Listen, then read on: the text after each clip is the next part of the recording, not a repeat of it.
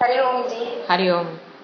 ओम श्रुतिस्मृतिपुराणानाम् आलयं करुणालयं नमामि भगवत्पादं शङ्करं लोकशङ्करं शङ्करं शङ्कराचार्यं केशवं बादरायणं सूत्रभाष्यकृतौ वन्दे भगवन्तः पुनः पुनः निधये सर्वविद्यानां विजशे भवरोगिणां गुरवे सर्वलोकानां दक्षिणामूर्तये नमः। ओम सहना भवतु सहनौ भुनक्तु सह वीर्यङ्करवावहै तेजस्विनावधीतमस्तु मा विद्विषावहै। ओम शांति शांति शांतिः। காஷி பஞ்சகம் 5 ஸ்லோகம் நான் சொல்றேன்.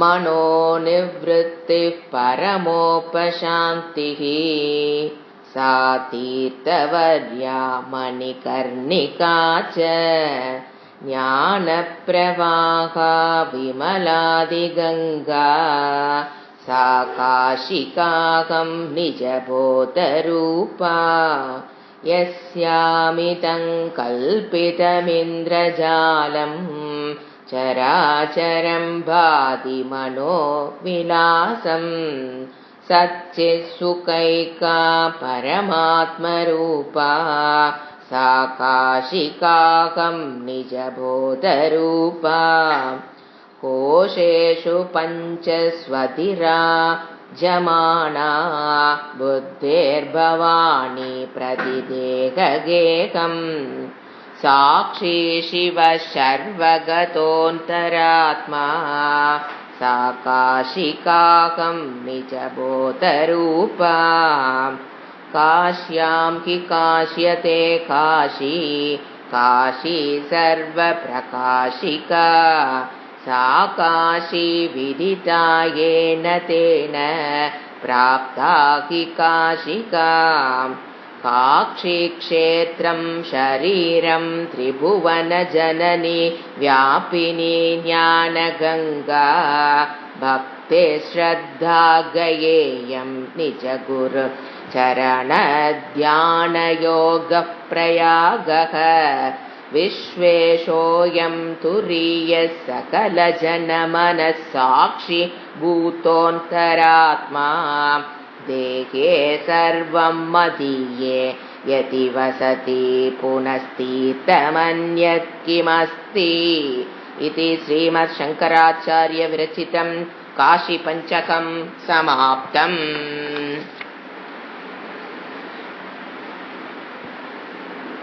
காஷி பற்றி சங்கராச்சாரியார் காஷி க்ஷேத்திரத்தில் அமர்ந்து எழுதினதாக சொல்லப்படுகிறது.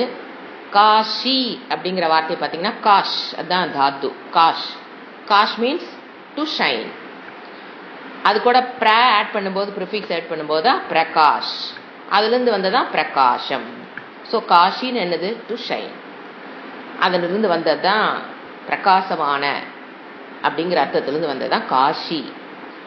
இதுக்கு வேற பேர்கள் நம்ம பார்க்குறோம். வாரணாசின்னு சொல்கிறோம் அந்த ஊருக்கு பேர். வாரணாசிங்கிற பேர் ஏன் வந்தது? இறைவன் அங்கே இருக்கிறனால அது பிரகாசமான இடம். இறைவர்கள், அதாவது முக்க தேவர்களும் அங்கு சிவபெருமான் வீற்றிருப்பதாகவும் அவர்கள் எல்லாம் அங்கே வந்து அவர்களை தரிசிப்பார்கள் என்ற ஒரு ஐதீகம். அதனால் அதுக்கு பேர் காஷி. அடுத்து ரெண்டாவது வாரணாசிங்கிற பேர் ஏன் வந்ததுன்னா, அங்கே 2 ரிவர், வாரணா அசி, அது 2 சங்கமிக்கிற இடம். அதனால இதுக்கு பேரு வாரணாசி. 2 சேர்ந்து நீங்க சந்தி சேர்த்தி பாருங்க. வரணன்னு நினைக்கிறேன். வரணதான் வாரணாசி. ஆமா, வரணன்னு ஒரு ஆறு, அசின்னு ஒரு ஆறு. அப்ப வாரணாசிங்கிறது பெயர் பிரிந்து வந்ததாக சொல்லப்படுகிறது. அடுத்தது பனாரஸ்ன்னு ஒரு பேர் அதுக்கு இருக்கு. அது உங்களுக்கு தெரியும். சிந்திக்காரங்களுக்கு அந்த பா வா, அந்த வாதத்தை அவங்க என்னவா சொல்றாங்க? பா. அதனால அவங்களுக்கு வாவை வந்து பான்னு சொல்றதுனால பனாரஸ்ன்னு வந்திருக்கு அப்படின்னு சொல்றாங்க. மொத்தத்துல 2 நதியினுடைய சங்கமமாக இடம் காஷி. இப்போ நம்ம பவானியில் சொல்கிறோம் பார்த்தீங்களா, அந்த மாதிரி ஒரு சங்கமமாகிற இடம். இது வந்து ஒரு ஆன்மீகத்தில் ரொம்ப ஒரு உயர்ந்த இடம். ஏன்னு பார்த்தீங்கன்னா, பல மகான்கள், எல்லா தேவர்களும் அங்கு சிவபெருமான் அங்கு வீற்றிருப்பதாகவும் எல்லா தேவர்களும் அவரை அங்கு தரிசிப்பதற்கு வருவதாகவும் ஒரு ஐதீகம். அதெல்லாம் இல்லாமல் மகான்கள் தவம் செய்த இடம். பெரிய பெரிய மகான்கள் அங்கு அமர்ந்து தவம் செய்த இடம். அப்போ அந்த தவம்ங்கிறது அதற்குண்டான வலிமை அங்கு இருக்கும். அந்த தவ வலிமையை நாம் அங்கே வந்து போனால் எல்லாருனாலும் உணர முடியுமான்னு கேட்டால் அது உணர முடியாதுன்னு தான் சாஸ்திரம் சொல்லுது. நம்ம உணர்றோம் அப்படின்னாலும் எல்லா காலத்திலும் நாம் அதை உணர்ந்தோமானா அதுவும் கிடையாது. அதனுடைய சக்தி வார்த்தையில் விளக்க முடியாத ஒரு சக்தி அந்த மாதிரி க்ஷேத்திரத்தில் இருக்கு. அதனால தான் பாருங்க, பாப்ப நாசம் அங்கே போய் நீங்க விசிட் பண்ணிட்டு நீங்க வர்றீங்க அப்படின்னா என்ன நடக்கும்? பாப்பம் நாசம். அதை தான் நம்ம என்ன நினைக்கிறோம், நம்ம அங்கே போயிட்டு வந்துட்டோம்னா ஒரு பெரிய தடையிலிருந்து விடுபட்ட மாதிரி ஒரு மனதில் ஒரு ஃபீலிங் வர்றது, ஒரு மனதில் ஒரு நிம்மதி வர மாதிரி இருக்கு. அப்படின்னா அங்கே என்ன நடந்திருக்குது? பாப்ப க்ஷயம். நீங்களுடைய பாப்பம் அங்கே ஒன்று அழிந்திருக்கு. அதனாலதான் பாப்ப நாசம். நீங்க எங்கேயோ ஒரு ஊர் பேர் இருக்குமே, பாப்ப நாசம். அந்த ஸ்தலத்துக்கு போயிட்டு வரும்போது என்ன நடக்குது? க்ஷேத்திரங்கள் போகும்போது, அது எந்த கோயிலா இருந்தாலும் சரி, காசின்னு மட்டும் சொல்ல வரல, க்ஷேத்திரத்துக்கு நம்ம போறோம் அப்படின்னாவே பாப்ப நாசம். அதனாலதான் அங்க போயிட்டு வந்தா மனதுக்குள்ள எப்படி இருக்குது? ஒரு பாப்ப நாசமான ஒரு என்ன கிடைக்கும்? ஒரு சந்தோஷம், ஒரு நிறைவு இருப்பதை உணர்கிறோம், உணர்ந்து கொண்டுதான் இருக்கிறோம். அதுதான் என்னது? அங்க ஓடுற கங்கை, அது படித்துறை பாத்தீங்கன்னா, அந்த ரிவர் கங்கை ஓடுது அப்படின்னா அங்கிருந்து அந்த கங்கை ரீச் ஆகிறதுக்கு போடுற அந்த படித்துறைன்னு சொல்லுவோம். அந்த ரிவரை ரீச் பண்றதுக்கு படி கட்டி விட்டுருப்பாங்க. அப்போ அந்த படித்துறை வரியா இறங்கி தான் நம்ம கங்கைக்கு போய் தொடுவோம். கங்கையை போய் எந்த நதியை நீங்க தொட்டாலும் ஃபர்ஸ்ட் காலில் போய் காலை வைக்கக்கூடாது, தண்ணி கொண்டு காலை கொண்டு வைக்கக்கூடாது. ஃபர்ஸ்ட் எடுத்து புரோக்ஷனம் பண்ணிக்கிட்டு ஒரு மன்னிப்பு கேட்டுட்டு தான் காலை வைக்கணும். அப்படிங்கிறதெல்லாம் நம்ம நிறைய விஷயங்கள் நம்ம பார்த்துருக்கோம். இப்போ அதுக்கு பேர் காட்டுன்னு நம்ம சொல்லுவாங்க. இந்திக்காரங்க அதுக்கு வந்து காட் அந்த படித்துறைக்கு அவங்க சொல்ற பேரு காட்டு. இந்த மாதிரி அங்கங்க என்னென்ன விஷயங்கள் இருக்கு அப்படிங்கிறத சங்கரர் வந்து எதோட வேதாந்தத்தோட நம்ம படிக்க போறேன். நம்ம பிக்னிக் போறது இல்லை, அது வேதாந்தத்தினுடைய கருத்துக்கள் எப்படி அங்க இருக்கிற இடத்தோட அவரு கனெக்ட் பண்றாருன்னு நம்ம பார்க்கலாம். இப்போ ஒரு சின்ன ஒரு இன்ட்ரோடக்ஷனோட நம்ம இந்த ஸ்லோகத்துக்குள்ள போகலாம். அதாவது மனிதனுக்கு இலக்கு, கோல் அப்படிங்கிறது த்ரூஅவுட் த லைஃப் இருந்துட்டு தான் இருக்குது. காலை உணவை இப்போ முடிக்கிறோம் அப்படின்னா அடுத்தது என்ன இலக்கு? மதிய உணவு என்ன? மதிய உணவு அடையணும் அப்படிங்கிற இலக்கு. அது மாதிரி ஒரு ஆரோக்கியமா இருக்கணும், அது ஒரு கோல். அது மாதிரி ஒரு சரீரம் நோய் இல்லாத ஆரோக்கியம், இப்படி நிறைய நமக்குள்ள நம்ம என்ன வச்சிருக்கிறோம்? கோல் வச்சிருக்கோம். இது உடலுக்குண்டான கோல். அதே போல மனதிற்கென்று சில இலக்கு இருக்கிறது, கோல். மனதிற்கென்று சில இலக்கு இருக்கிறது, அடைய வேண்டியது, மனதால் நம்ம அடையப்பட வேண்டிய கோல்ங்கிறது என்ன பண்ணலாம்? அதை ரெண்டா பிரிக்கலாம். ஒன்று, அந்த வேதாந்தம் சொல்ல வர்றது ஆத்ம தத்துவம், அந்த மனதினால் புரிந்து கொள்ளப்பட வேண்டியது முதல் கோல். ஆத்ம தத்துவம் தான் முதல் கோல். அது வந்து பாத்தீங்கன்னா உங்ககிட்ட அடையப்படாத விஷயம் அல்ல. ஆத்மா நான்கிறது ஆல்ரெடி அடையப்பட்ட விஷயம், ஆனா அறியப்படாமல் இருக்குது. அதை நம்ம அடையிறதுங்கிறது சாஸ்திரம் சொல்லுது உன்னுடைய வாழ்க்கையினுடைய முதல் கோல். அது எதனாலதான்? நம்ம கிட்ட இருக்கிற ஒரு பொருள், இப்ப இடுப்பு கொத்துல சாவி இருக்கு, நான் அதை நான் கவனிக்கல அப்படிங்கும் போது அந்த சாவி கொத்து நான் அடைந்து விட்டேன். ஆனா எங்க தேடிட்டு இருக்கிறேன்? ஐயோ யாராவது பாத்தீங்களா சாவி கொத்தை? பாத்தீங்களா அங்க வச்சேன் இங்க வச்சேன், ஐயோ அதுல இருந்து பணம் எடுக்கணுமே, இதை போய் வாங்கணுமே, அதை போய் வாங்கணும், புலம்பல். அப்படி தேடிக்கொண்டு இருக்கிறவங்களுக்கு என்னதான் போதும்? ஒரு ஞானம் போதும் அதை அடைவதற்கு. அந்த சாவி கொத்து ஆல்ரெடி அடைந்த சாவி கொத்து என்ன பண்ணிட்டு நானு என்னை விட்டு விலகினதை போல் நான் புலம்பிட்டு இருக்கும் போது எனக்கு என்ன தேவை? ஞானம் மட்டும் போதும். அதுதான் என்னது? ஆத்ம தத்துவத்தை அறிதல்ங்கிறது இலக்கு என்பது. ஆல்ரெடி நான் ஆத்மாவை அடைந்து விட்டு நான் ஆத்மாவாக இருக்கிறேன், ஆனா அது என்னால் அறியப்படாமல் இருக்குது. அதற்கு ஞானம் தேவை. இது ஒரு முக்கியமான கோல்னு சாஸ்திரம் சொல்லுது, மனதினால் அடையப்பட வேண்டிய இலக்கு. அடுத்து ரெண்டாவது, நம்மிடம் அடையப்படாத இலக்குகள் நிறைய இருக்கும். அதை வந்து ஒரு காலத்தில் ஒரு முயற்சி செய்து ஒரு இடத்தில் என்ன பண்ணணும்? நம்ம அதை அடைய வேண்டும்.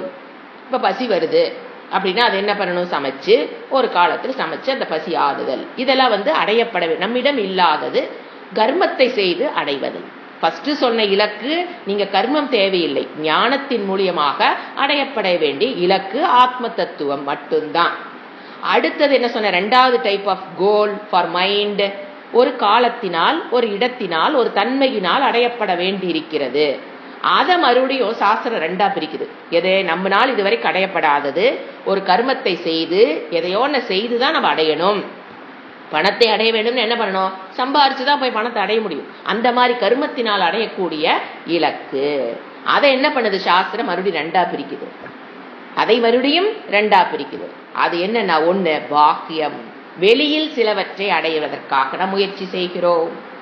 அடுத்தது ஆந்தரம், நமக்குள் சிலவற்றை அடைதல். இலக்குங்கிறது வெளியில் இருக்கிற விஷயத்தை, பணம், வீடு, இதெல்லாம் என்னது, சிலவற்றை குழந்தைகள், படிப்பு, கல்யாணம், இதெல்லாம் பாக்கியம், வெளியில் சிலவற்றை அடைய முயற்சி செய்து கொண்டிருக்கிறோம். கர்மத்தின் மூலியமாக ஒரு வீடு வாங்கணும், ஒரு இது மாதிரி சாதனம், இந்த சாதனத்தை யூஸ் பண்ணி நாம இந்த சாத்தியத்தை அடையணும் அப்படிங்கிற முயற்சி பாக்கியம். அது வெளியில் இருக்கிற பொருள்களை தேடிக்கொண்டு மனிதன் ஓடிக்கொண்டு இருக்கிறான், பணத்தை சம்பாதிச்சு அதன் மூலியமாக வீடு, குழந்தைகள், படிப்பு, இதெல்லாம் இது வெளியில் அடையக்கூடிய இலக்கு. இன்னொன்னு ஆந்தர இலக்கு. ஆந்தர இலக்குனா நமக்குள்ளே சிலவற்றை அடைய வேண்டி இருக்கிறது.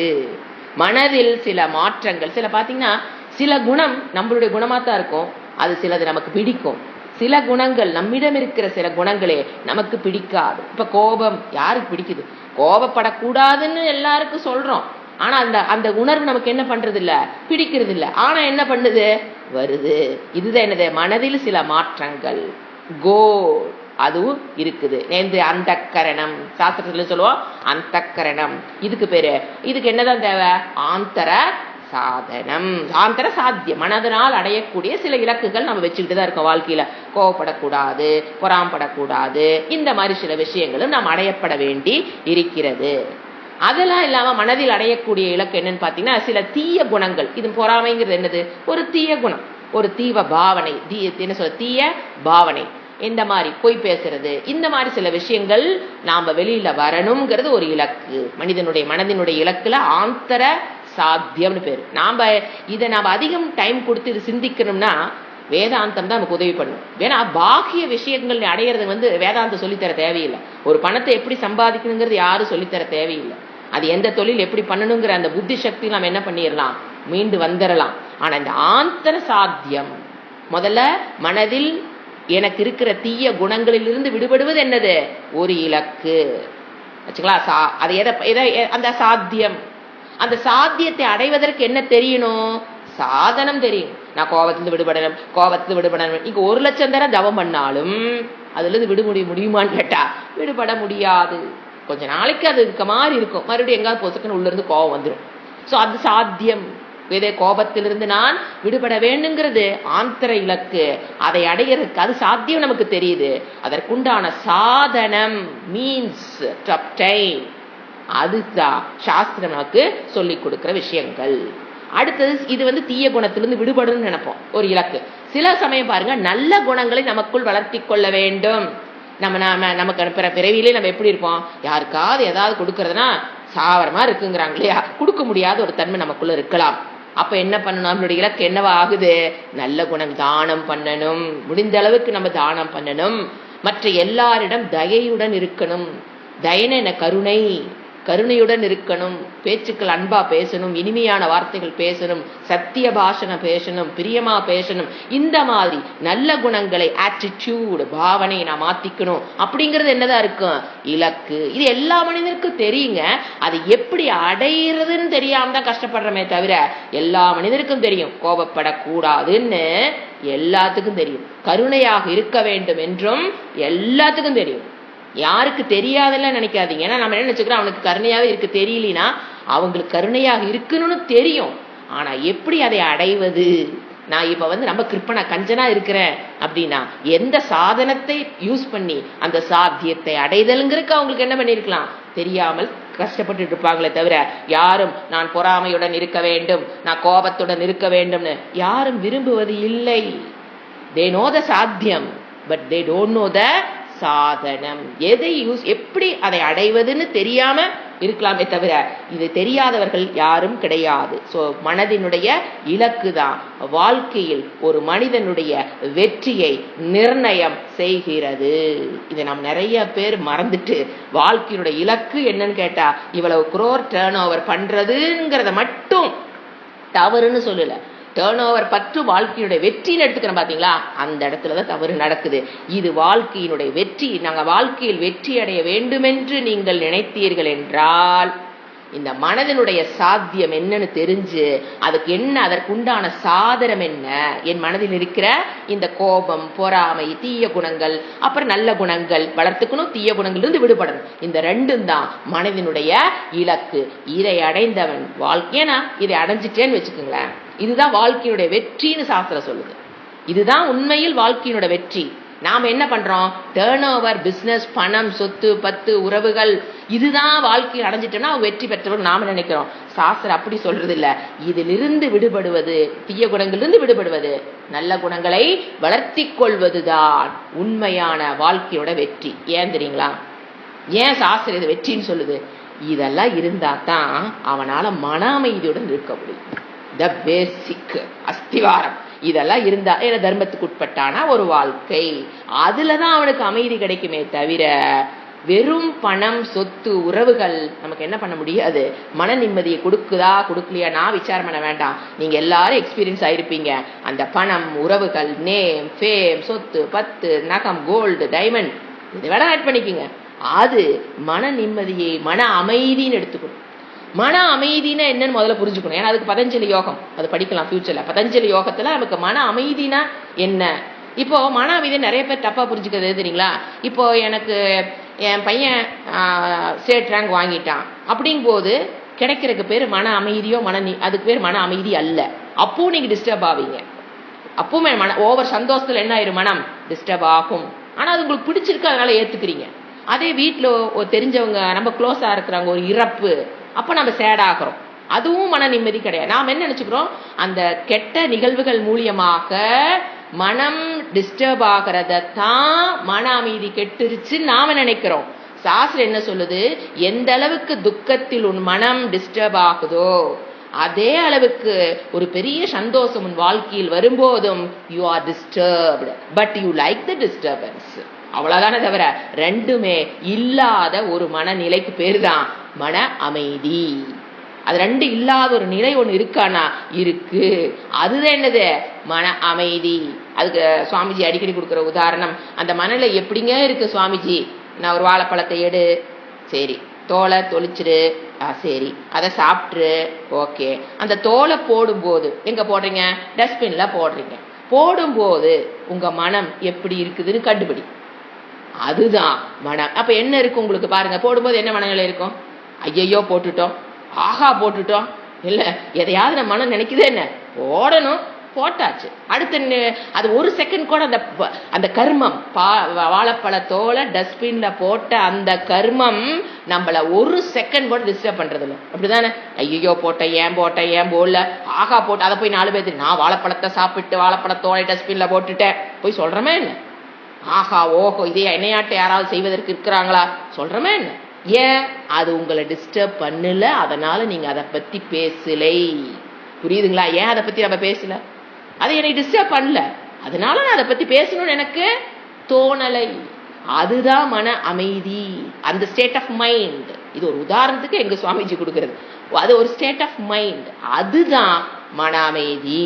அதுதான் வாழ்க்கை. ஏதாவது சூழ்நிலைகள் எப்படி மாறிக்கொண்டு இருந்தாலும் என் மனது டிஸ்டர்ப் ஆகாம இருக்குதுங்கிறது தான் வாழ்க்கையினுடைய வெற்றி என்று சாஸ்திரம் கூறுகிறது. என்ன, சூழ்நிலைகள் மாறிக்கொண்டுதான் இருக்கும், உறவுகள் மாறிக்கொண்டிருக்கும், சூழ்நிலைகள் மாறிக்கொண்டிருக்கும், பைனான்சியல் ஸ்டேட்டஸ் மாறிக்கொண்டிருக்கும், அது அப்பப்ப காலத்துக்கு தகுந்த மாதிரி மாறிக்கொண்டுதான் இருக்கும். ஆனா என் மனம் டிஸ்டர்ப் ஆகாம இருக்குது நீங்க கண்டுபிடிக்க, அதுக்காகத்தான் படிக்கிறது. அந்த டிஸ்டர்ப் ஆகாத மைண்டு தான் மோக்ஷம். அதுக்கு பேரு தான் மோக்ஷம், ஜீவன் முக்தி. ஆச்சுங்களா? அதை பெறுவதற்கு தான் இப்ப என்னது, நம்ம இங்க வந்தோம். இது ஆந்தர சௌச்சம் சொல்லுவோம், ஆந்தர சாத்தியம்னு சொல்லலாம், மனதினால் அடையப்பட வேண்டிய இலக்கு. இப்போ இது புரிஞ்சுது. இப்போ நான் இருக்கும் மனநிலையில் நான் என்ன நினைக்கிறேன், எனக்கு ஒரு மாற்றத்தை கொண்டு வர வேண்டும் என்று நான் நினைக்கிறேன். எனக்கு இருக்கிற காமம், கோபம், காமம்னு என்ன, காமம்னா ஒரு தீவிர பற்று. ஒரு பொருளை நினைச்சிட்டா அது வாங்கி வீட்டுல கொண்டாந்து வைக்கிற வரைக்கும் எனக்கு வேற எதுவும் நினைப்பே வரமாட்டேங்குன்னு சொல்றப்ப கேட்டுக்கு பாத்தீங்களா, அதெல்லாம் தான் காமம். ஒரு தேவைக்கு மேல ஒரு ஆசை, அதாவது அதர்மத்தினுடைய ஆசைன்னு சொல்லுவோம், அல்லது தேவைக்கு மீறின பொருட்கள் மீது என்னது, ஏன்னா நெசசிட்டிக்கு நம்ம ஆசைப்பட்டுதான் ஆகணும். வீட்டுல அரிசி இருக்கணும், பருப்பு இருக்கணும், அது நான் வாங்குறக்கு ஆசைப்பட்டேன்னா அதெல்லாம் நெசசிட்டிஸ், அது காமம் அல்ல. அதுக்கு மேல ஏதாவது ஆசைப்பட்டா அதுக்கு பேர் காமம் சொல்லுவோம். இந்த மாதிரி மனநிலைகளோட நான் இருக்கிறேன். ஒருத்தருக்குள்ளேயும் ஒரு இருக்கும். இப்ப நாம என்ன நினைக்கிறோம், இப்ப இருக்கிற இந்த மனநிலையில் ஒரு மாற்றத்தை கொண்டு வந்தாக வேண்டும், அப்பதான் என்னால மன அமைதியாக இருக்க முடியும். அதை முதல்ல புரிஞ்சுக்கணும். இப்ப நான் இருக்கிற ஸ்டேட் ஆஃப் மைண்ட்ல இருந்து என்னுடைய attitude towards life, towards world, towards human being, towards அதில் ஒரு மாற்றத்தை கொண்டு வந்தா மட்டும்தான் நான் எப்படி இருக்க முடியும், மன அமைதி. அப்புறம்தான் மன அமைதியை பெற முடியும். அதுக்கு அந்த மாற்றத்தை ஏற்படுத்துவதற்கு சொல்லப்படுகிற விஷயத்துக்கு பேரு தவம். உங்கள் மனதில் ஒரு மாற்றத்தை கொண்டு வரணும்னு நினைக்கிறீங்க. ஒரு கோபத்திலிருந்து விடுபடணும். சில பேர்த்துக்கு பாருங்க, எந்நேரம் சாப்பாடு சாப்பாடு சாப்பாடு சாப்பாடு, அதிலிருந்து கொஞ்சம் நான் விடுபடணும். எத்தனை பேர் அதுல கஷ்டப்பட்டாங்க தெரியுங்களா? அது பிராணமய கோஷம் சொல்லுவோம். எந்நேரம் சாப்பாடு சாப்பாடு. இன்னைக்கு என்ன சமைக்கும் போது காலையில் என்ன சாப்பாடு, காலை எந்திரிச்சோன்னு இன்னைக்கு என்ன சாப்பாடு, மத்தியானம் என்ன சாப்பாடு, நைட் என்ன சாப்பாடு, நைட் சாப்பிடும்போது காலையில் என்ன சமைக்கலாம், இது பிராணமய கோஷம் சொல்லு சாஸ்திரம். இந்த மாதிரி சில விஷயங்கள். சில பேர்த்துக்கு கோபம், சில பேர்த்துக்கு யாராவது ஒரு பொருள் வச்சுட்டா உடனே அதை நான் வாங்கியாகணும், அதை நான் சாதிச்சாகணும், அதை ஒரு நெக்லஸோ தோட அது உடனே வாங்கணும், அதை போடணும், ஒரு படம் ஒருத்தருந்தா வாங்கணும் போடணும். இதுதான் இந்த ஆவேசம். இது மாதிரி உங்களுக்குள்ள ஒரு இருக்குன்னு நீங்க கண்டுபிடிச்சிட்டீங்கன்னா அதுல இருந்து வெளியில வர்றதுக்கு நாம செய்யற முயற்சி தான் பேர் என்ன, தவம். புரிஞ்சுங்களா? ஏன்னா தவம்ங்கிற வேர்டு நாம எப்படி புரிஞ்சு வச்சிருக்கோம், ஒரு காட்டுக்குள்ள ஒரு முனிகள் கண்ணை மூடி உட்காந்து, இல்ல தலைகளா நின்று கண்ணை மூடி உட்காந்து பத்மாசனத்துல உட்காந்து தவம் பண்றவங்க மட்டும்தான் தவம் அல்ல. தவம்ங்கிற வார்த்தை கரெக்டா புரிஞ்சுக்கணும். என் மனதில் இருக்கிற வேண்டத்தகாத குணங்களில் இருந்து விடுபடுவதற்கு நான் என்ன முயற்சி செய்கிறேனோ அதற்கு சாஸ்திரம் சொல்ற வேர்டு தவம். ஒரு சாத்தியத்தை அடைவதற்கு உண்டான சாதனம் தவம். அதுதான் தவம்ங்கிறது என்னது, ஒரு சாதனம். இட்ஸ் நாட் சாத்தியம். அதன் மூலியமாக நீங்க என்ன அடையிறீங்களோ, கோபத்திலிருந்து விடுபடுதல் எடுத்துக்கலாமே, அது சாத்தியம். அப்ப சாதனம் என்ன, அதுக்குண்டான முயற்சி என்ன செய்யணும் சாஸ்திரம் சொல்லுதோ அதுக்கு பேரு தான் தவம். இப்போ நாம எங்க வந்திருக்கோம், காஷி பஞ்சகம். இது என்னது, கஷேத்ராடனம். இது எல்லாம் என்னது, ஒரு சாதனம். அதுக்கு தான் இவ்வளவு நேரம் சொன்னேன், சாதனம். ஒரு கஷேத்ராடனம். காஷின்னு இல்ல, எந்த கஷேத்திரத்துக்கு வேணாலும் நீங்க போலாம். தீர்த்தாடனம், கஷேத்ராடனம், தீர்த்த யாத்திரான்னு சொல்லுவாங்க. தீர்த்த யாத்திரான்னு சொல்லுவாங்க, கஷேத்ராடனம். எப்படி போட்டாலும் சரி, புண்ணிய ஸ்தலங்களுக்கு போய் சென்று வருதல். புண்ணிய ஸ்தலம் சொல்றோம் பாத்தீங்களா, அதுக்கு சென்று வருதல். இப்ப நம்ம நீங்க காசி பஞ்சகம்ங்கிறது நம்ம காசிங்கிற ஊர் எடுத்திருக்கோம். எந்த ஊருக்கு போனாலுமே அது என்ன சொல்றது, அது இந்த காசிங்கிற ஊருக்கு ஒரு போயிட்டு வர்றதுங்கிறது ஒரு சாதனமாக சங்கராச்சாரியர் எழுதியிருக்காரு. நீங்க ஜென்ரலா எல்லா கஷேத்திரத்துக்கும் ஏன் போகணும்னா அது ஒரு தவமாக சாஸ்திரம் சொல்லுகிறது.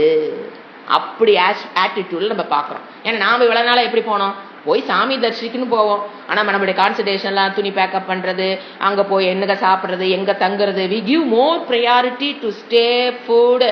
அங்க போய் கன்வீனியன்ஸ், கியூல நிக்காம சீக்கிரமா சாமி கும்பிடணும், இதுக்கு 99% இம்பார்ட்டன்ட் கொடுப்போம். அங்க போய் சாமி தரிசனம்ங்கிறது என்னது, 1%. எல்லாம் யோசனை பண்ணி பாருங்க. 1% தான் உள்ள போய் பெருமாள் இதுக்கே போறோம். போயிட்டு வந்து நம்ம எதை பேசுறோம், திருப்பதியே போறோம், எப்படி போனோம், யாரோட போனோம், இது 99% இதுதான் நமக்குள்ள ஓடும். அப்புறம் அங்க போய் பெருமாளை தரிசனம் பண்ணணும். அதுக்கப்புறம் திரும்பி வந்ததுக்கு அப்புறம் பெருமாளை பத்தி பேசுறோம்னா அவருடைய நகைகளை பத்தி பேசுவாங்க, கொடுத்த லட்டை பத்தி பேசணும் இல்லையா. இதுதான் 99%. இதுக்கு பேரு இது இது ஆட்டிடியூட் இப்படி இருக்குது. உண்மையான ஆட்டிடியூட் எப்படி இருக்கணும், ஒரு கோயிலுக்கு போயிட்டு வரோம், கஷேத்திரம் போயிட்டு வரோம், காசினா எப்படி இருக்கணுங்கிறத இப்ப நம்ம இதுல பார்க்க போறோம். ஃபர்ஸ்ட் அவர் என்ன சொல்றாரு, மகிமை. ஃபர்ஸ்ட் ஒரு ஸ்லோகம் பாத்தீங்கன்னா மகிமை சொல்றார். ஜெனரல் ஒரு இன்ட்ரோடக்ஷன் கொடுத்துட்டு நம்ம ஸ்லோகம் மீனிங் போலாம். மகிமை, மகிமையா கஷேத்ராடனம், ஒரு கஷேத்திரத்தை போய் தரிசிக்கிறது. அதுன்னு இருக்கிற மகிமை என்ன அப்படின்னா, நம்மளுடைய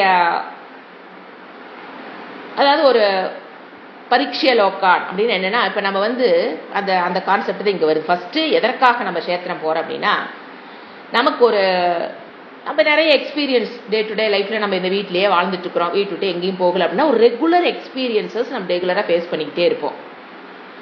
சில அதெல்லாம் இதுக்குள்ளேயே இருக்கிறோம் அப்படின்னா, இந்த வீட்டு வாழ்க்கை விட்டு வெளியில வராம இதுக்குள்ளேயே இருக்கிறோம் அப்படின்னா, ஏஜ் ஆக ஆக அந்த மனப்பக்குவம் வருவதற்கு நாம என்ன பண்ணது, உலகத்தை சோதிக்கணும் சாஸ்திரம் சொல்லுது. நீ நிறைய நிறைய விஷயங்களை நீ சோதிச்சு பார்க்கணும், அப்பதான் உனக்குள்ள அந்த விஷால புத்தி வரும். அப்ப சோதிச்சு பார்க்கணும்னா நம்ம வீட்டுக்குள்ள அந்த 4 பேர்த்து மூஞ்சி மட்டும் இந்த வீட்டை மட்டும் பார்த்துட்டு இருந்தோம்னா நம்ம என்ன சொல்றது, அந்த டேட்டாஸ் என்ன ஆகாது. எதை சோதிக்கிறது, இந்த 4 பேர் மீறி போனா இந்த வீடு விஷயங்கள், அதுல இருந்து வெளியில வரணும் அப்படின்னா நீ அந்த மாதிரி கஷேத்திரங்கள் போகும்போது நீ சோதிக்கிறதுக்கு அதிகமான சான்ஸுகள் அதிகம், ஆராயக்கூடிய கருத்துகள் அதிகம் கிடைக்கும். ஃபர்ஸ்ட் பரீட்சம் பண்ணுவதற்கு new experiences, new persons, new situations கிடைக்கும். அதன் மூலியமாக நம்ம ஆராய்வதற்கு கருத்துக்கள் கிடைக்கும். எதை பற்றி ஆராய்வதற்கு, எங்க ஃபுட்டு, எங்க ஸ்டே, அதல்ல, அது அது அது அதை பற்றி பரீட்சை லோக்கான் அல்ல. வேதாந்த விஷயத்தில் இந்த உலகத்துக்கும் பரீட்சத்தை பண்றது, இந்த உலகம் எப்படிப்பட்டது, இந்த மனிதர்கள் எப்படிப்பட்ட, அதை பற்றிய பரீட்சை லோக்கான். அதற்கு ஃபர்ஸ்ட் இந்த கஷேத்திர தர்சனம் உதவி செய்யும். ஏன்னா we are going to see different types of people, different culture இல்லையா, அவங்களுடைய ஆட்டிடியூட் ஆஃப் பக்தி எப்படி இருக்குது, எத்தனையோ நம்ம பார்க்க போறோம். அதுல இருந்து நம்ம என்ன கத்துக்கிறோங்கிறக்காகத்தான் போகிறோம்.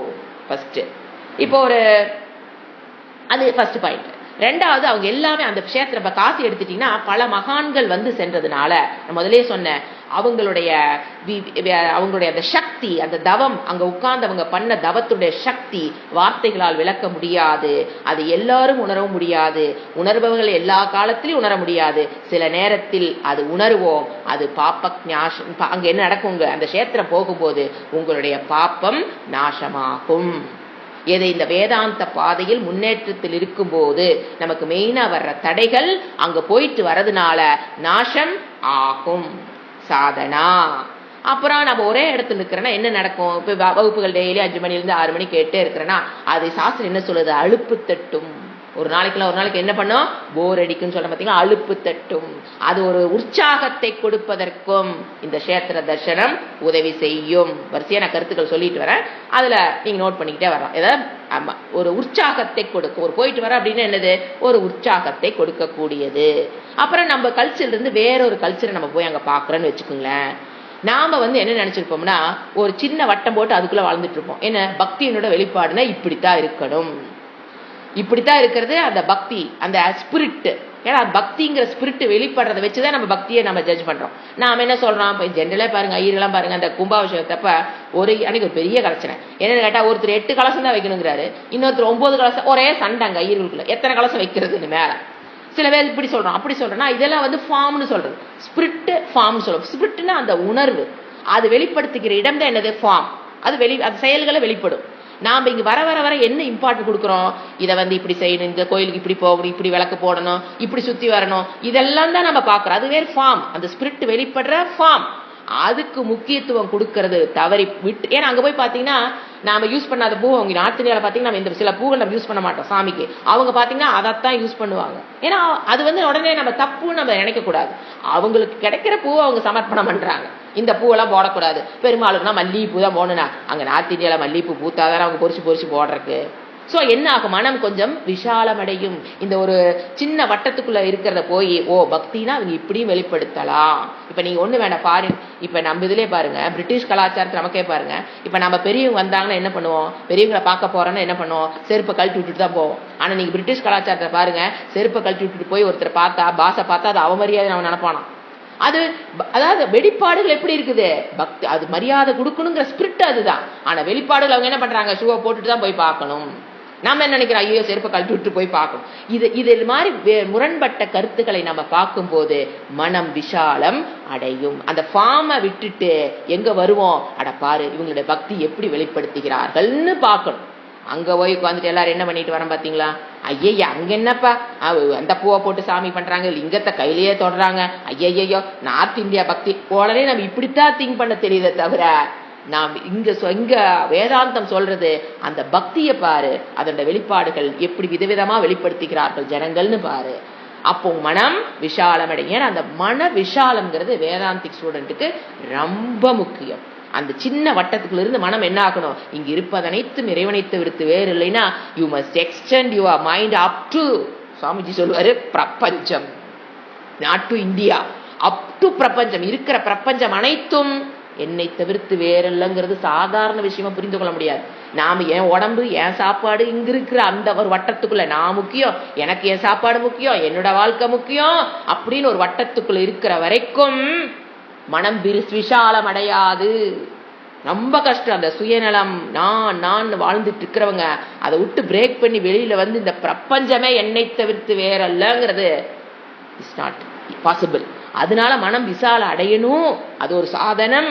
அப்படிங்கும்போது இந்த மாதிரி டிஃபரெண்ட் கலாச்சாரத்தை பார்க்கும்போது நமக்கு எதை பார்க்க தெரியணும், அவங்களுடைய பக்தி எப்படி வெளிப்படுத்துறாங்க அப்படிங்கும்போது அதையும் நாம் என்ன பண்ணிக்குவோம், ஏற்றுக்கொள்வோம். we will not criticize.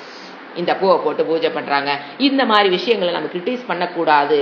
அதை அங்க போய் கத்துக்கணும். இங்க என்ன நடக்குது, போயிட்டு வந்ததுக்கு அப்புறம் அதை பத்தி கிரிட்டிசைஸ் பண்ணிட்டு இருக்கிறோம், தவறு. பக்தியினோட வெளிப்பாடு எப்படி வேணா இருக்கலாங்க, உள்ள இருக்கிற பக்தி எப்படி, அதுதான் என்னது ஸ்பிரிட், அது எப்படி இருக்குன்னு நம்ம பார்த்து பழகிக்குவோம். இந்த மாதிரி ஃபார்ம் எனது இப்படித்தான் பண்ணணும், அதை இங்க கலக்க வைக்கணும், இதை மேக்க வைக்கணும், எத்தனை கண்டிஷன்ஸ் நம்ம வச்சிருக்கோம். பூஜைனா இப்படித்தான் பண்ணணும், இதெல்லாம் பிள்ளை பண்ணக்கூடாது. ஒரு கல்யாணத்துக்கு பாத்தீங்கன்னா ஒருத்தர் சீர் பண்ணா ஐயோ அதெல்லாம் அப்படி இல்லை, இது இப்படி மாற்றி வை, இது ஃபார்ம்.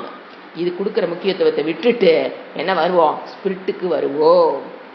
அடுத்தது யாத்திரை போறோம் அப்படின்னா ஃபர்ஸ்ட் குரூப்பா போகும்போது ஒரு சத் சங்கம், இந்த ஒரு வேதாந்த வகுப்புகள் கேட்டவங்களோட போகும்போது அங்க நம்ம என்ன பண்ண முடியும், சத் சங்கம். அதுதான் வைக்கிறது சத் சங்கம். எதற்காக சாஸ்திரம் பத்திகளா சொல்லுது, ஏன்னா இந்த மாதிரி கருத்துக்கள் கேட்டுட்டு இருக்கிறவங்க ஒண்ணு கூடும் போது ஒருத்தருக்கு மோட்டிவேஷன் ஆகும், inspired. somebody will be inspired by somebody.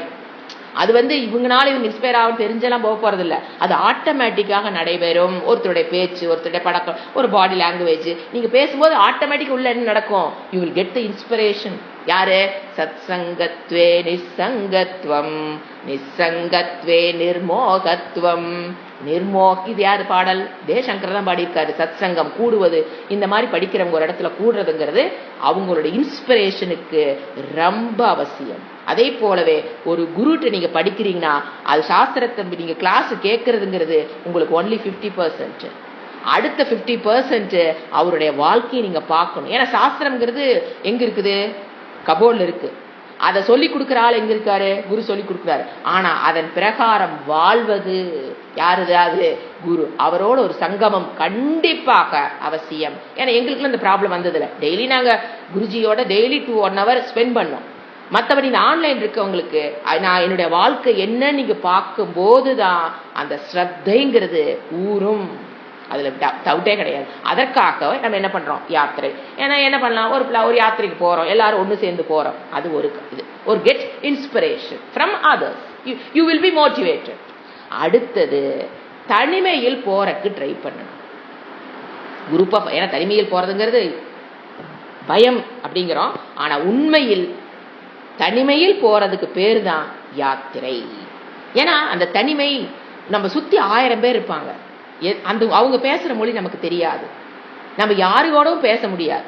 ஏன், அந்த மொழி தெரிஞ்சாதான் பேசுறது. எதுவுமே இல்லாம அந்த இடத்துல போய் நிற்கும் போதுதான் அந்த உணர்வு, அந்த பயம் அது விலகணும். உலகத்தை கண்டு ஒரு பயம் விலகணும்னா எதுவுமே பாருங்க, பயத்தை வெளிக்கொண்டு வந்துதான் நீங்க அந்த பயத்தை போக்கணும். அந்த பய ஏரியாவை நீங்க அவாய்ட் பண்ணிக்கிட்டே வாழ்ந்தீங்கன்னு வச்சுக்கலேன், அந்த ஒரு இருட்டை கண்டு ஒரு பயம் வருதுன்னு வச்சுக்கோங்க, அந்த இருட்டுக்குள்ள போய் தான் அந்த பயத்திலிருந்து நீங்க வெளியே வரணுமே தவிர இருட்டை அவாய்ட் பண்றதுனால இருட்டு பயம் உங்களுக்குள்ள போகுமா என்ன? சிந்திச்சு பாரு. அந்த இருட்டை ஃபேஸ் பண்ணணும். எதுல நம்ம பயப்படுறோமோ அதை ஃபேஸ் பண்ணி ஓவர் கம் பண்ணுனா அந்த பயத்திலிருந்து வந்துடலாம். அதே போல ஒரு 4 பேர்த்துட்டு பேசுறதுனா பயம், அந்த மாதிரி ஒரு நமக்கு இனம் தெரியாத பயம் சின்ன வயசுல இருந்து அது பில்டப் ஆயிருக்கும். அதெல்லாம் என்னது, அந்த தனிமையை உணரணும்னா தனியா யாத்திரை போகும்போது அந்த தனிமையான உணர்வுகள் வெளிவரும். அது ரொம்ப இம்பார்ட்டன்ட் ஃபார் வேதாந்தம். ஏன்னா நம்ம சுத்தி 1000 பேர் இருப்பாங்க, யாரு கூட நம்மளால பேச முடியாது, நமக்கு என்ன வேணும்னு சொல்ல முடியாது, உடம்புல இருக்கிற கஷ்டத்தை வெளியில சொல்ல முடியாது. சோ இந்த வகையிலும் தனிமையில் யாத்திரை போறதுங்கிறது சிந்தனா சக்தியை அதிகம் பண்ணும். பகவத்கீதையில என்ன சொன்னார், ஒருவடு விவிக்த தேசே சேவித்தம். 6th அத்தியாயத்தில் என்ன சொன்னாரு, விவிக்த தேசே, தனிமையில் இருந்து பழகு. உடனே எல்லா உறவுகளையும் விட்டுட்டு காட்டுக்கு போ. குடும்பத்தோடு இருக்கும் போதே விவிக்த தேசே சேவிதம், தனியாக இருந்து பழகணும். அதுக்கு இது எப்படி போகணும், யாத்திரை தனியா போகணும். அப்போ உங்களுடைய பயம் போகிறது, உங்களுடைய அந்த உணர்வுகள் பல பாடங்களை எக்ஸ்பீரியன்சஸ் உங்களுக்கு உதவியாக இருக்கும். இவங்களுடைய சிந்தனா சக்தி கண்டிப்பாக ஏங்க தனியா போன சிந்தனை சக்தி எப்படிங்க அதிகமாகும்? யாரு கூட பேச மாட்டீங்க. பேசலின்னு என்ன ஆகும்? கண்டிப்பா சிந்தனை பண்ண ஆரம்பிச்சிடுவோம். இதுதான் சீக்ரெட். நீங்க குரூப்பா உங்களுக்கு தெரிஞ்சவங்களோட போறீங்க, போயிட்டு திரும்பி வரைக்கும் என்னதான் பண்ணிருப்போம்? ஒன்னா அவங்க பேசியிருப்பாங்க, இல்லையா நீங்க பேசிருப்பீங்க. சிந்தனா சக்தியெல்லாம் டெவலப் ஆகாது. அது தேவை. ஆனா அதுக்கு அடுத்த லெவலுக்கு நீங்க சிந்திக்கிற சக்தி அதிகமானா தனிமையா ஒரு இடத்துக்கு ஒரு கோயில், இங்க இருக்கிற பக்கத்துல இருக்கிற கோயிலுக்கே போனோம், தனியா போயிட்டு தனியா வந்து பாருங்க, அது சிந்தனா. அந்த நேரத்திலேயாவது ஒரு அமைதியை நம்ம காப்பாற்றி தான் ஆகணும். ஆனா இதே நம்ம இங்க உள்ளூர் லோக்கல் கோயிலுக்கு போனோம்னா பேசுறதுக்கு 4 பேர் கிடைப்பாங்க. ஆனா அந்த மாதிரி கோயிலுக்கு எல்லாம் போனா பேசுறதுக்கெல்லாம் ஆள் கிடைக்க மாட்டாங்க. அப்ப உங்களுடைய சிந்தனா சக்தி அதிகமாகும். இதற்காகத்தான் சாஸ்திரம் கஷேத்திர தர்சனம் பண்றது ஒரு தவம் என்று சொல்லுகிறது. இந்த ஸ்பிரிட் இருக்கணும். நாம இந்த ஸ்பிரிட்டை விட்டுட்டு என்னது ஒரு கெட் டுகெதர் மாதிரி ஒரு 4 பேர்த்தோட சந்தோஷமா போனோம், சாமி கும்பிட்டோம், சந்தோஷமா ரிட்டர்ன் வந்து அங்க பர்ச்சேஸ் வேற அது ஒரு இதாயிருச்சு. அங்க போனா அங்க என்னென்ன வாங்கலாம் அதை வாங்கிட்டு வந்து எல்லாத்துக்கும் கொடுத்தோமா, அது தீர்த்தாடனம் அல்ல, கஷேத்ராடனம் தீர்த்த யாத்திரை அல்ல. அது தேவை, அது தவறுன்னு சொல்லவில்லை. அது பக்குவப்பட்டு நீங்க இந்த நிலைக்கு வரணும்னு சாஸ்திரம் எதிர்பார்க்கிறது. அதற்காகத்தான் முன்னோர்களால் ஏற்பாடு செய்யப்பட்டது கஷேத்ராடனம் அல்லது தீர்த்த யாத்ரா. இப்ப கம்மிங் டு ஃபர்ஸ்ட் ஸ்லோகம். ஃபர்ஸ்ட் ஸ்லோகத்துல பாத்தீங்கன்னா என்ன சொல்ல வர்றாரு அப்படின்னா, கம்பேர் பண்றாரு. அதாவது ஒரு குவாலிஃபைடு மைண்ட். சாஸ்திரம் என்ன சொல்லுது? நீ சாஸ்திரம் கத்துக்கணும் அப்படின்னா உனக்கு ஒரு குவாலிஃபைடு மைண்ட் வேணும். தத்துவம் படிச்சிருக்கோம். என்னங்க? ராகத்வேஷத்திலிருந்து விடுபட்ட மனம் இல்லையா, சமாதி சக்க சம்பத்தி, முமுட்சுத்துவம், வைராக்கியம், இந்த மாதிரி நிறைய விஷயம். ஒரு வைராகியம் இருக்கணும், ஒரு முமுட்சுத்துவம் இருக்கணும், படிக்கணுங்கிற ஆசை இருக்கணும், ஒரு வைராகியம் இருக்கு, பற்றற்ற நிலை இருக்கணும், அந்த விவேகம் இருக்கணும், வைராகியம் இருக்கணும். இந்த மன இதை ஃபர்ஸ்ட் ஸ்லோகத்தில் என்ன சொல்லுதுன்னா, அதெல்லாம் படித்துறை. அதுதான் பேரு காட்டு பாங்க, இங்கிலீஷ்ல அது பேர் காட்டு. அதாவது ஃபர்ஸ்ட் ஸ்லோகத்துல மணிகர்ணிகா அப்படின்னு ஒரு காட்டு எங்க இருக்குது? காசியில் இருக்கிறது. அதுல இறங்கி போனீங்கன்னா எதை ரீச் பண்ண முடியும்? கங்கையை நீங்க இறங்கி போய் தொட முடியும். கங்கைங்கிறது எதுக்கு கம்பேர் பண்றாரு? ஞானம். காசியில் இருக்கிற மணிகர்ணிகாங்கிற காட்டு, அந்த படித்துறைங்கிறது குவாலிஃபிகேஷன் ஃபார் வேதாந்திக் ஸ்டூடெண்ட்ஸ். அந்த குவாலிஃபிகேஷன் இருந்தா தான் அந்த படிவரையாக இறங்கி எப்படி கற்பனை பண்ணியிருக்காங்க. நாமளும் நீங்க போனவங்க எல்லாரும் மணிகர்ணிகா காட்டு கூட போயிருக்கலாம். நாம இதை சிந்திச்சிருக்க முடியும்னு நினைக்கிறீங்களா? முடியாது. அவரு சங்கர் எடுத்து கொடுக்குறாரு. அந்த படித்துறை தான் என்னது? குவாலிஃபிகேஷன். அது இருந்தா தான் எதை நீ அடைய முடியும்? கங்கையை போய் அடைய முடியும். அதை போல கங்கைங்கிறது என்னது? ஞானம். சோ ஞானத்தை ஒருவன் அடைய வேண்டும், இறைவனை பற்றிய ஞானத்தை பெற வேண்டும் என்றால் the qualification of the mind is very very important. இதுதான் எங்க வருது? முதல் ஸ்லோகம். மீனிங் எழுதிக்கலாம். மனோ நிவ்ருத்தி பரமோபசாந்திஹி சா தீர்த்தவர்யா மணிகர்ணிகாச்ச ஞான பிரவாகா விமலாதி கங்கா சா காஷிகாகம் நிஜபோத ரூபா. ஃபர்ஸ்ட் வேர்ட் மனோ நிவ்ருத்திஹி. உலக விஷயங்களிலிருந்து மனம் திரும்புவதுன்னு பேரு. மனோ நிவிருத்தி அப்படின்னா திரும்புறதுன்னு அர்த்தம். நிவிருத்தி இது என்னன்னு விளக்கலாம். உலக விஷயங்களிலிருந்து மனம் திரும்புறது, அதுதான் first qualification of the mind. அப்படின்னா உலக விஷயம், குடும்பம் அதெல்லாம் விட்டுட்டு, ஏன்னா உடனே ராங்கா தான் எல்லாம் புரிஞ்சுக்கிறோம். உலக விஷயத்திலிருந்து விட்டுட்டு, குடும்பத்தை விட்டுட்டு, பசங்க பொண்ணு எல்லாம் இருக்கிறதெல்லாம் விட்டுட்டு, கடமையெல்லாம் விட்டுட்டு உலக நிவிருத்தியாவா? அப்படி அல்ல. அதாவது பிரேயஸ்னு ஒரு வார்த்தை இருக்கும். எனக்கு பிடித்ததுங்கிற பாதையில் போகாமல், அதுதான் மனதை நிவிருத்தி பண்றதுன்னா, எனக்கு பிடிச்சிருக்கு நான் இதை செய்வேன், எனக்கு இது பிடிக்கல இதை செய்ய மாட்டேன். அதிலிருந்து விடுபட்ட மனம்தான் இங்கு சொல்லப்படுகிறது. உன்னுடைய கடமை என்ன? அது சில சமயம் பிடிச்சிருக்கலாங்க, நம்மளுடைய கடமை. சில விஷயங்கள் பிடிச்சிருக்கலாம், சில விஷயங்கள் நம்ம பிடிக்காம இருக்கலாம். ஆனா மனதில் என்ன ஆட்டிடியூட் இருக்கணும்? இது இறைவன் கொடுத்த கடமை, நான் செய்யணும், செய்யறேன், அவ்வளவுதான். இது பிடிச்சிருக்குன்னு உட்காந்து ரூம் போட்டு 2 மணி நேரம் எச்சா செய்யணும், இல்ல பிடிக்கலிங்கிறக்காக அதை நாளைக்கு செஞ்சுக்கலாங்கிற போஸ்ட்போன் இருக்கக்கூடாது. அதுதான் என்னது? நிவிருத்தின்னு புரிஞ்சுக்கணும். விருப்புகளிலிருந்து நிவிருத்தி. நாட் ஃப்ரம் ஃபேமிலி நிவிருத்தி, நாட் ஃப்ரம் உறவுகள் இருந்து நிவிருத்தி, ஒரு ஃபங்க்ஷன் எல்லாம் எதுவுமே போகாத நிவிருத்தி, அதை பத்தி நிவிருத்தி அல்ல. நிவிருத்தி ஃப்ரம் விருப்பு அண்ட் வெறுப்பு. மனதில் இருக்கிற நிவிருத்தின்னு என்னது?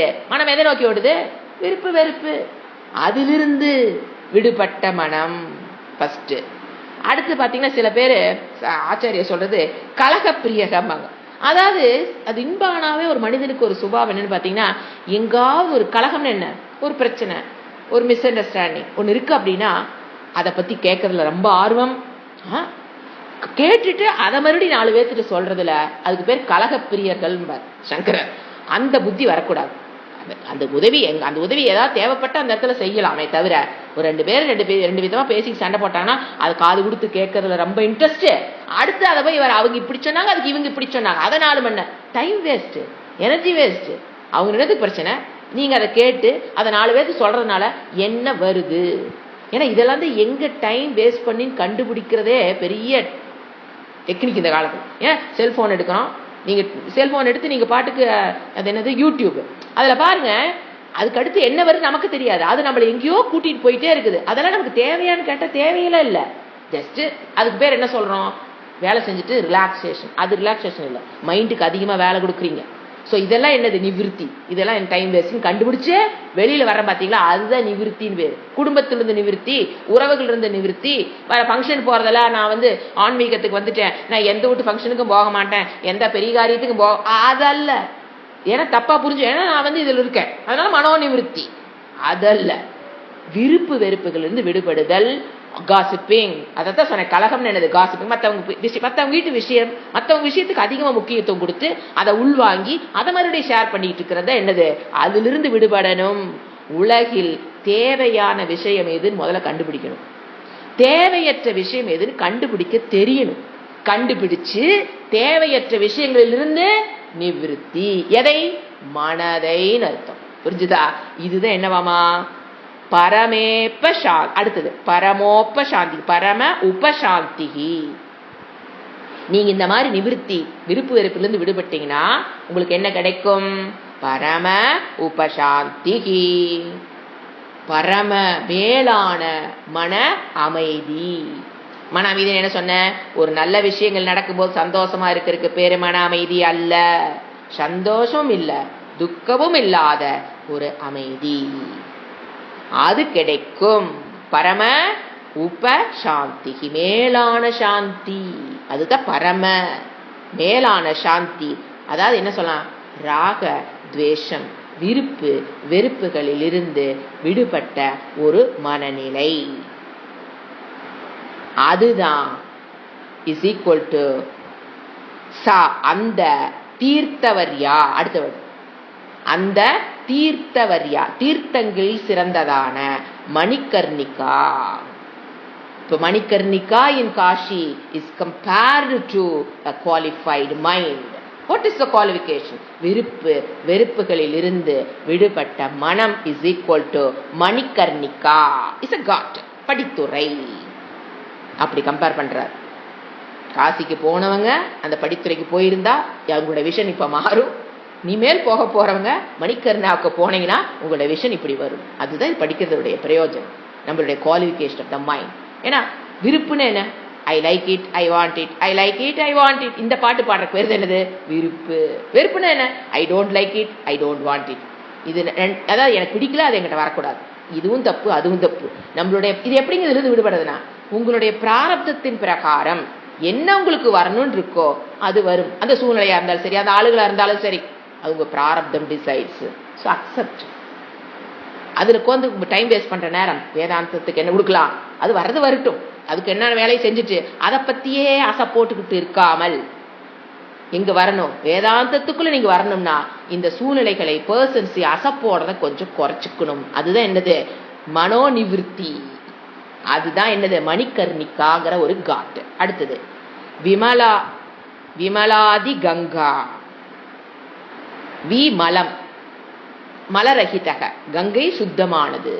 ஆனால் இப்போ போய் பார்க்கும்போது அசுத்தமாக இருக்கும், இப்போ எல்லாம் சுத்தம் பண்ணிட்டு இருக்காங்கும் போது நம்ம அங்கே பார்க்கும்போது இந்த ஃபிசிக்கலாக அது துணியெல்லாம் போட்டு அசிமா கிடக்குது, பணமெல்லாம் மதங்குது, இந்த மாதிரி சொல்கிறாங்க பார்த்தீங்களா? அது ஃபிசிக்கல் என்ன சொல்றது, ஒரு அசுத்தம் நமக்கு பார்க்கலாம். ஆனா உண்மையில் அது என்னது, விமலாதி கங்கா, நிர்மலமான கங்கை. ஈஸ்வரனிடமிருந்து சிவபெருமானிடமிருந்து தோன்றிய கங்கை சுத்தமானது. அது கங்கை இஸ் ஈக்குவல் டு எப்பவுமே ஞானம் தான் சொல்லுவோம். அதுக்கு ஒரு ஸ்டோரி இருக்கு, நான் அடுத்த கிளாஸ்ல சொல்றேன். விமலாதி கங்கா, நிர்மலமான ஆதிகங்கை, அதுதான் என்னது கங்கை. இப்ப மணிகர்ணிகா காட் சொன்னோம், அது குவாலிஃபைடு மைண்ட். அதுக்கு அங்க அது வழியா நீங்க போனீங்கன்னா எங்க போய் ரீச் ஆயிருவீங்க, கங்கைங்கிற கங்கை ஆற்றுக்கு போயிடலாம். அந்த கங்கைங்கிறது என்னங்கிறாரு அடுத்த வேர்டு, ஞான பிரவாகா. பியூட்டிஃபுல் வேர்டு, ஞான பிரவாகா. என்ன ஞானம், அகம் பிரம்மாஸ்மி. அந்த ஒரு விருத்தியின் ஓட்டம். பிரவாகம்னா எப்பவுமே ஓட்டம் சொல்லுவோம். அப்போ மனதுல என்னங்க ஓட்டம், ஞான பிரவாகம். அகம் பிரம்மாஸ்மி, நான் அந்த பிரம்மமாக இருக்கிறேன் அப்படிங்கிற ஏக்க விருத்தி.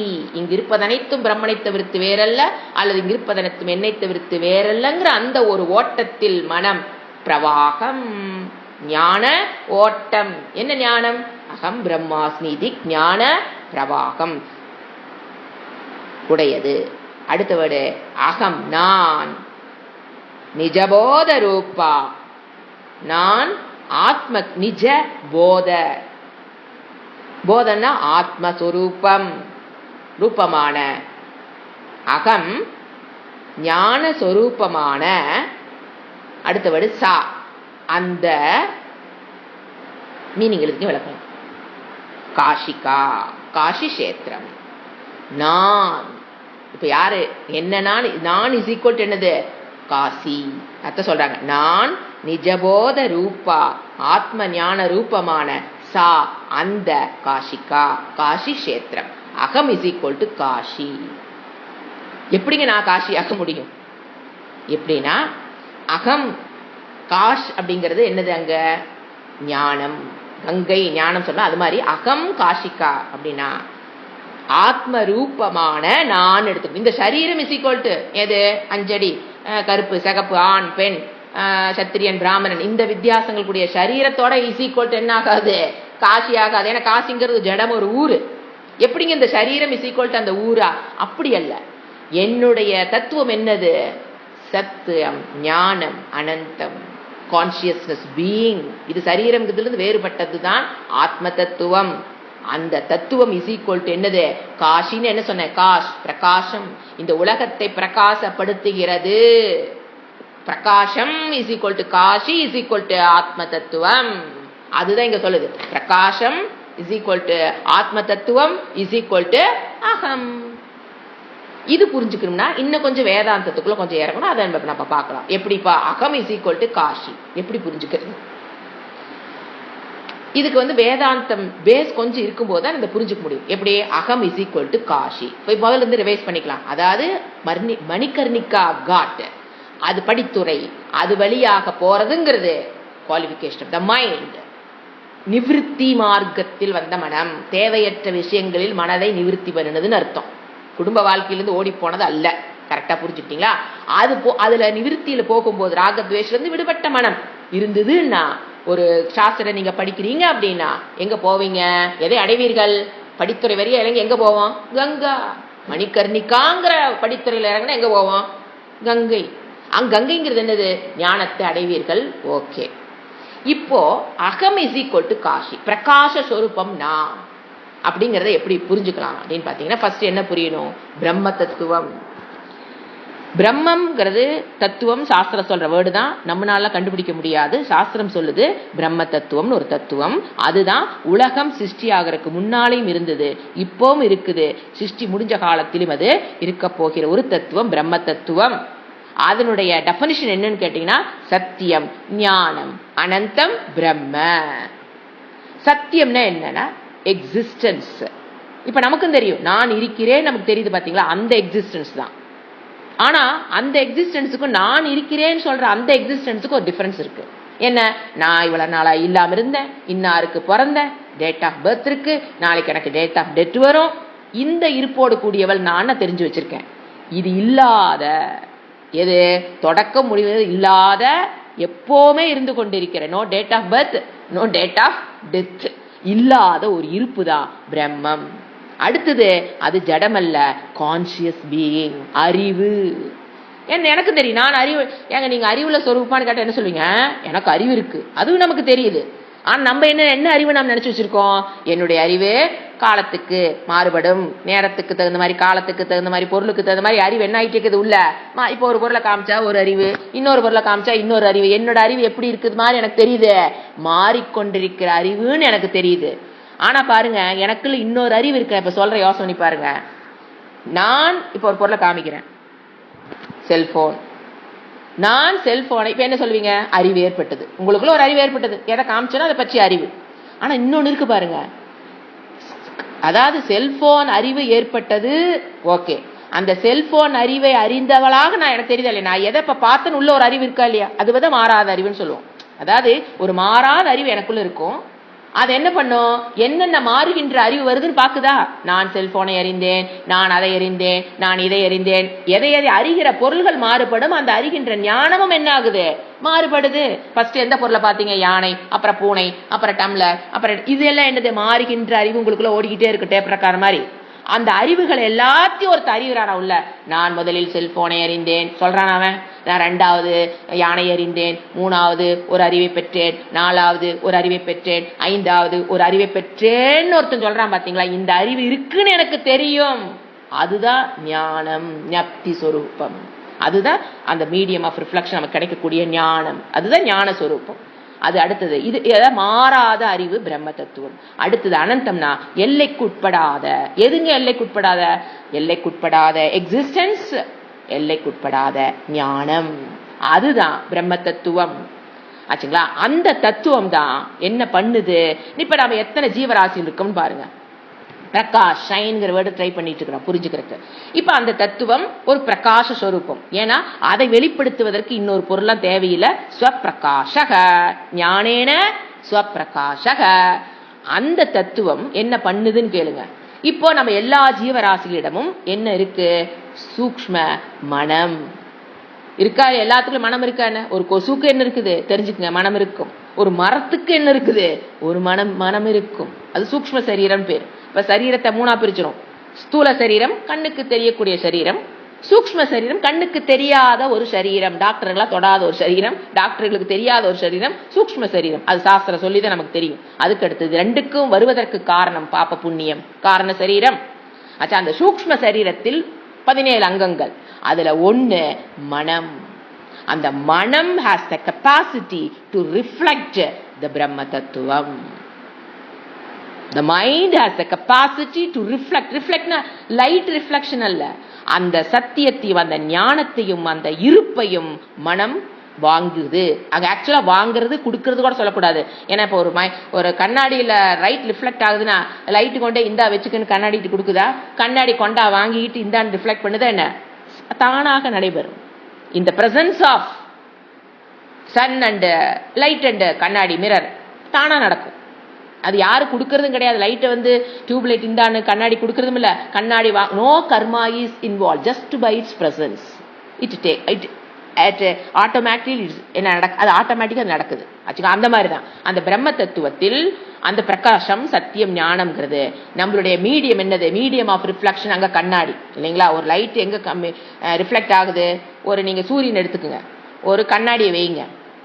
இப்ப சூரியனுடைய பிம்பம் அந்த கண்ணாடிக்குள்ள தெரியுதா இல்லையா? ஒரு மிரர், நம்ம ஃபேஸ் பார்க்குற அந்த மிரரை வச்சீங்கன்னா என்ன நடக்குது?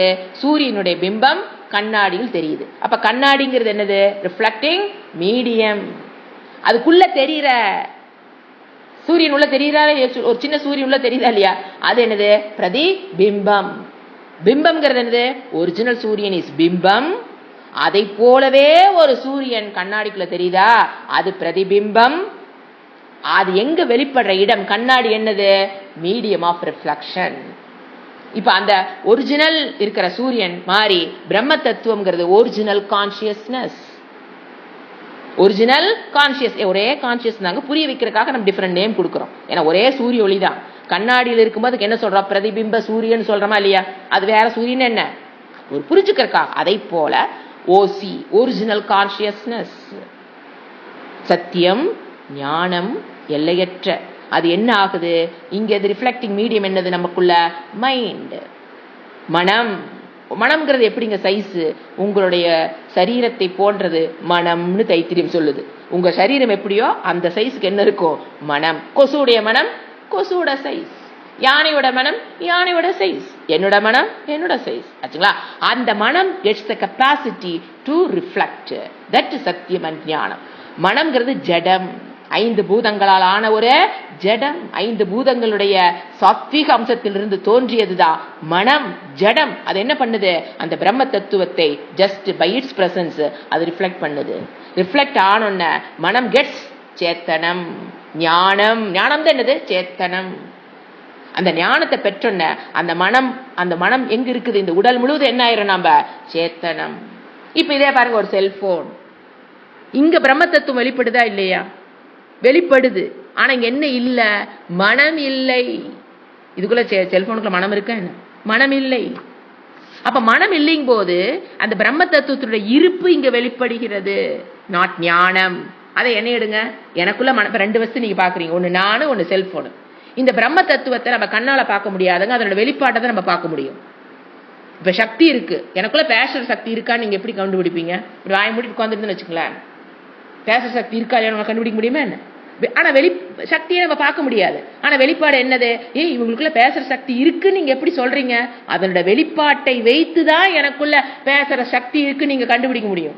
அதை போலவே பிரம்மனை நாம் காண முடியாது, அதனுடைய வெளிப்பாடுகளை நாம் இப்ப பார்த்து கொண்டுதான் இருக்கிறோம். அதைத்தான் பார்க்கிறோம்.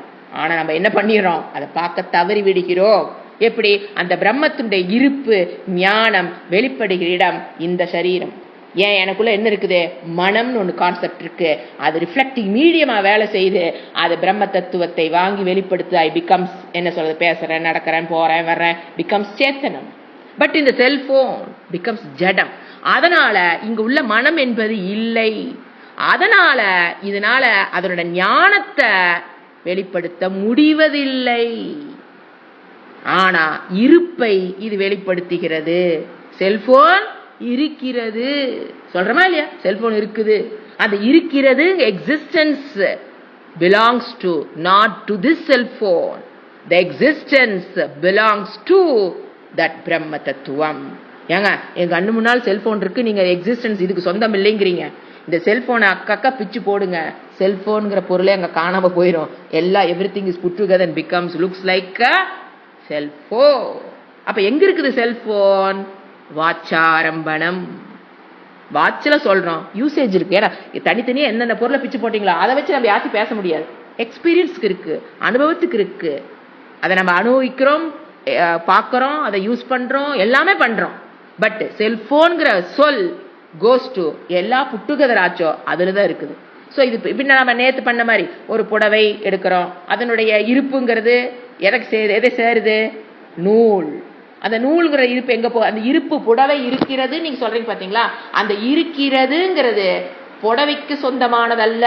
ஏன்? நூல் என்ன சொல்லும்? நான் தான் இருக்கிறேன், சிவப்பு கலரா, வெள்ளை கலரா, மஞ்சள் கலரா, நான் தான் இருக்கிறேன். புடவைங்கிறது எங்க இருக்குது அப்படிங்க அது. அப்புறம் எங்க அது? அப்ப புடவைங்கிற இருப்பு எங்க போகுது? நூல் இருக்கிறதுன்னு சொல்லி ஆக வேணும். அப்புறம் நூல் என்ன சொல்லும்? காட்டன் தான் இருக்குது, நூலுங்கிறது எங்க வந்தது? அப்ப அந்த இருப்புங்கிறது நூல் இருந்து எங்க போய் ஆகணும்? காட்டன். காட்டனுக்குள்ள இருக்கிற இலைகள் என்ன சொல்லும்? நாங்கெல்லாம் சேர்ந்துதான் காட்டனா காட்சி அளிக்கிறோம், நாங்க தான் இருக்கிறோம். அப்ப அது இருக்கிறதுங்கிறது எங்க போயிடுச்சு? காட்டன் இலைகள். அதை கொண்டு மைக்ரோஸ்கோப்ல வச்சீங்கன்னா அணுக்கள் என்ன சொல்லும்? ஆட்டம்ஸ். நாங்கெல்லாம் வரிசையா அரேஞ்ச் ஆகி எப்படி இருக்கிறோம்? காட்டனா இருக்கோம், நாங்க தான். அப்ப அணுவை பிரேக் பண்ணி பாருங்க, ஜஸ்ட் ஸ்பார்க் ஆஃப் எனர்ஜி. அப்ப என்னது? எல்லாம் இருக்கிறதுங்கிறது நெகேட்டபிள் எக்ஸிஸ்டன்ஸ். அப்ப யாருங்க பெர்மனன்ட் எக்ஸிஸ்டன்ஸ்? நீங்க இதெல்லாம் ஒருத்தர் நெகேட் பண்ணிட்டே வந்தா பாருங்க, அறிபவன். அவன் எப்பவுமே இருக்கிறவன். the person who is negating அவன் அங்கதான் இருக்கிறான். ஆனா பொருள்கள் என்ன ஆயிட்டே போச்சு? சாரி. நீங்க சாரின்னு இல்ல, ஒரு செம்பருத்தி பூ எடுத்துக்கலாம், ஒரு செல்போன் எடுத்துக்கலாம், எந்த பொருள் இருந்தாலும் சிந்திச்சு பாருங்க. நீங்க ஒரு பானை எடுத்து பாருங்க, பானை என்ன பானையில் இருக்கிற மண் என்ன சொல்லும்? மண் நான் தான் இருக்கிறேன். பானைங்கிற மண்ணை தவிர்த்து எடுத்துருங்க, பானைன்னு எங்க போய் இருக்குது? மண். பானை சொல்லுது நான் இருக்கிறேன், பானை இருக்கிறேன்னு சொல்லுது. அதுல இருக்கிற மண்ணை எடுத்துருங்க, மண் என்ன சொல்லுது? நான் தான் பானையாக, நான் தான் இருக்கிறேன் மண்ணு சொல்லும். அப்ப பானைங்கிறது எங்க இருக்குது? அது யூசேஜுக்கு இருக்குது. ஏன்னா களிமண்ணை வச்சு நம்ம தண்ணி ஊற்றி வைக்க முடியாது. அதை நம்ம பானைங்கிற அதுக்கு ஒரு ரூபம் இருக்கு, அதுக்கு ஒரு ஷேப் இருக்கு, அதுக்கு யூசேஜ் இருக்கு. அதை நம்ம எக்ஸ்பீரியன்ஸ் தொடரும், எல்லாமே பண்றோம், எக்ஸ்பீரியன்ஸ்க்கு இருக்கு. வேர் இஸ் த பாட்? மண்ணை பொறுத்த வரைக்கும் அது என்ன சொல்லுங்க, இருப்பது நான் தான். பானை உருவாவதற்கு முன்னாலேயும் நான் தான் இருந்தேன், பானையா இருக்கிற காலத்திலயும் மண்ணு நான் தான் இருக்கிறேன், பானை உடஞ்சு போனாலும் நான் தான் இருப்பேன். எங்க இருக்குது பானைன்னு கேட்கும். அந்த மண் என்ன பண்ணிரும்? நெகேட்ஸ் த பாட். அந்த மாதிரி இது உலகம் என்னது? வெறும் இருப்புக்கு என்ன ஆனது? வேறொன்றை சார்ந்து இருக்கிற மித்யா கேட்டகரி. ஸோ இப்போ நாம புரிஞ்சுக்க வேண்டியது, ஏன் காஷி பிரகாசம்னா, எப்படி நான் இந்த ஒரு பொருளை அறிகிறேன்னு வச்சுக்கோங்க. அறியனா ஞானம். பிரகாசம் இந்த இடத்துல அறிவு, not light, tube light, sunlight அல்ல. பிரகாசம் அறிவு.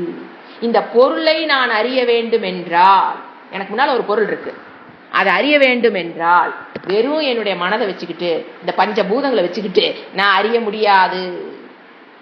யாரோட இது வேணும்? அந்த பிரம்ம தத்துவம் மனதில் வெளிப்படும் போதுதான் மைண்ட் கெட்ஸ் தட் ஞானம். அதன் மூலியத்தான் நான் என்ன பண்றேன், நான் என்னென்ன பொருள் இருக்கிறேன்னா பார்த்து அறிகிறேன். ஸோ அந்த அறிதல்ங்கிற பிரகாசம் யாருனாலதான்? பிரம்ம தத்துவம் என்னில் வெளிப்படும் போது அது நம்ம என்ன பேர் சொல்றோம்? ஆத்மா, நான் இருக்கிறனாலதான். அந்த பிரம்ம தத்துவம்ங்கிறது நான், கான்சியஸ்னஸ், அது இருக்கிறதுனாலதான் எல்லாமே இங்கு பிரகாசப்படுத்தப்படுகிறதுனா அறியப்படுகிறது. புரிஞ்சுங்களா? அதனாலதான் நான் காஷி, நான் பிரகாச சொரூபக, நான் என்னால் தான் எல்லாமே அறியப்படுகிறது. இதனுடைய விளக்கத்தை நம்ம இன்னும் கொஞ்சம் பார்த்துட்டு அடுத்த கிளாஸ்ல அடுத்த ஸ்லோகங்கள் போலாம். ஓம் சாந்தி சாந்தி சாந்தி. ஹரி ஓம். ஸ்ரீ குருப்யோ நமஹ. ஹரி ஓம்.